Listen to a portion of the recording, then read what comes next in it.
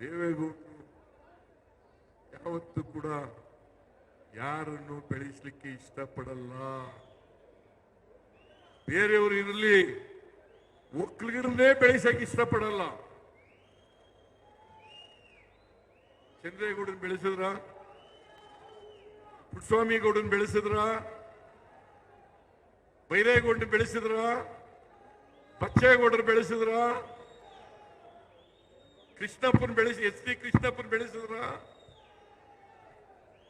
ನಾಗೇಗೌಡರು ಬೆಳೆಸಿದ್ರ, ಬಚ್ಚೇಗೌಡರನ್ನ ಬೆಳೆಸಿದ್ರ, YK ರಾಮಯ್ಯನ್ ಬೆಳೆಸಿದ್ರ? ಯಾರು ಬೆಳೆಸಿಲ್ಲ. B L Shankar ಅವ್ರ ಮನೆ ಮಗನ ತರ ಇದ್ದ, ಅವನಿಗೇನೆ ಬೆಳೆಸಲಿಲ್ಲ. ವೈಕೆ ರಾಮಯ್ಯ ಅವ್ರ ಮನೆ ಮಗನ ತರ ಇದ್ದ, ಅವನನ್ನು ಬೆಳೆಸಲಿಲ್ಲ. ಯಾರನ್ನು ಬೆಳೆಸಿದ್ರಿ? ಅದಕ್ಕೆ ಎಚ್ ಡಿ ಕೃಷ್ಣಪ್ಪನವರು ಒಂದ್ ಕಡೆ ಹೇಳಿದ್ರು 2010 ಶಿವರಾಮೇಗೌಡ ಎಚ್ ಡಿ ಕೃಷ್ಣಪ್ಪ 2010 ಹೇಳಿದ್ರು. ಏನಂತ ಹೇಳಿದ್ರು? ಭವಿಷ್ಯ ನುಡಿದಿದ್ರು ಗೊತ್ತಾ? ನಮಗೆಲ್ಲ ರಾಜಕೀಯ ಬರೆದ್ಬಿಟ್ಟಿದ್ದಾರೆ. ಬರೆದಿದ್ರು H D ಕೃಷ್ಣಪ್ಪನವರು, ಕ್ಯಾರ್ಪೇಟೆಯವರು.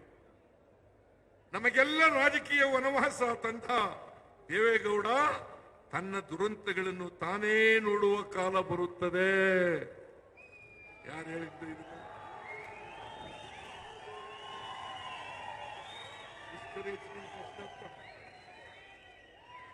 Mister H D Krishnappa ಈಗ ಅವರು ಕಾಲವಾಗಿದ್ದಾರೆ. Senior leader, Vokkaliga leader.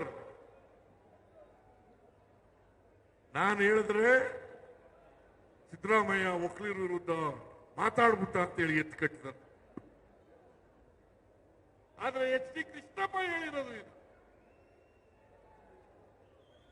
ಅವರು ಪಕ್ಕಾ ಒಕ್ಕಲಿಗ. ಅವ್ರು ಹೇಳಿರೋದು, ದೇವೇಗೌಡ್ರೆ ನೀವು ಯಾರನ್ನು ಬೆಳೆಸಿದ್ದೀರಿ ಹೇಳಿಯಪ್ಪ, ಯಾರನ್ನು ಬೆಳೆಸಿದ್ದೀರಿ ಹೇಳಿ. ಅದಕ್ಕೆ ನಾನು ಹೇಳಿದೆ, ಚನ್ನಪಟ್ಟಣದಲ್ಲಿ ಹೇಳಿದೆ, ದೇವೇಗೌಡ ಯಾವಾಗಲೂ ಹೇಳ್ತಾರೆ ಸಿದ್ದರಾಮಯ್ಯನನ್ನ ನಾನು ಹಣಕಾಸಿನ ಮಂತ್ರಿ ಮಾಡಿದೆ, ಹಾಗಾಗಿ ಅವ್ರು ಬೆಳಕಂಡ್ರು. ನಾನು ಕೇಳ್ತೀನಿ ಮಿಸ್ಟರ್ ದೇವೇಗೌಡ್ರೆ, ನಾನು ಜಾಲಪ್ಪನವರು ಇಲ್ಲೇ ಹೋಗಿದ್ರೆ 1994ರಲ್ಲಿ ನೀವು ಮುಖ್ಯಮಂತ್ರಿ ಆಗ್ಲಿಕ್ಕೆ ಸಾಧ್ಯನೇ ಇರ್ತಿರ್ಲಿಲ್ಲ ಅಂತಕ್ಕಂಥ ಮಾತುಗಳನ್ನ ಹೇಳ್ಬೇಕಾಗ್ತದೆ. ಮತ್ತೆ ಅವತ್ತಾರು ಹೇಳ್ಬೇಕಲ್ಲ,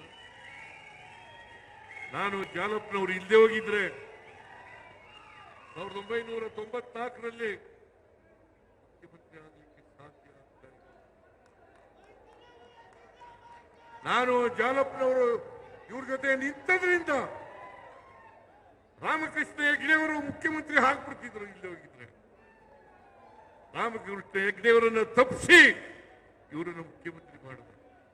ಸಿದ್ದರಾಮಯ್ಯನ ಬೆಳೆಸಿದೆ, ಹಣಕಾಸಿನ ಮಂತ್ರಿ ಮಾಡಿದೆ.